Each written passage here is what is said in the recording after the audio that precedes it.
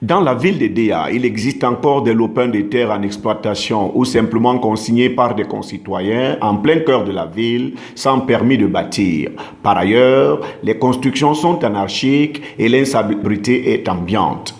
Une situation alarmante qui a poussé le maire de la ville, le Dr Albert Emmanuel Lind, et son unité opérationnelle de la lutte contre le désordre urbain à effectuer une descente sur les lieux concernés afin de s'enquérir de la situation. Il a commencé par le tronçon routier menant à l'hôtel de ville avant de se rendre ailleurs.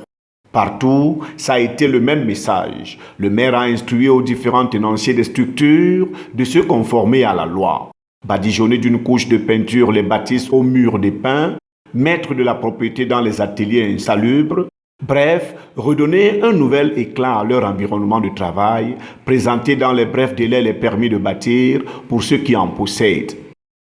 Accompagné de son équipe, le maire a constaté que les constructions sont encore anarchiques et pour la plupart sans autorisation officielle. L'objectif ici étant de redonner une image reluisante à cette rue et à la ville qui est restée l'ombre d'elle-même depuis des lustres. À certains endroits aussi, les constructions progressent à une vitesse quasi vertigineuse, au point d'empiéter la voie publique. Cela peut se comprendre. Se loger, avoir un toit pour soi, représente l'une des aspirations les plus légitimes pour tout être humain. Un rêve si ardemment caressé que d'aucuns s'embarrassent très peu de ce qu'ils tiennent à tort pour des détails superflus lorsqu'une moindre occasion vient se présenter. C'est le cas d'une dame âgée qui a installé sa maison au niveau du premier pont allemand, à proximité de l'eau, une zone normalement interdite car le risque d'effondrement est très évident.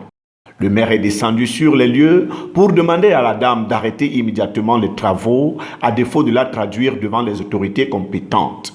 Pour toutes les constructions identiques à celle-ci, les travaux seront arrêtés dorénavant. Promesse faite par le maire de la ville. La lutte continue car beaucoup reste à faire et le maire ne compte pas s'arrêter en si bon chemin. Le but étant de redonner l'image d'une ville ayant perdu, depuis plusieurs années, ses lettres de noblesse.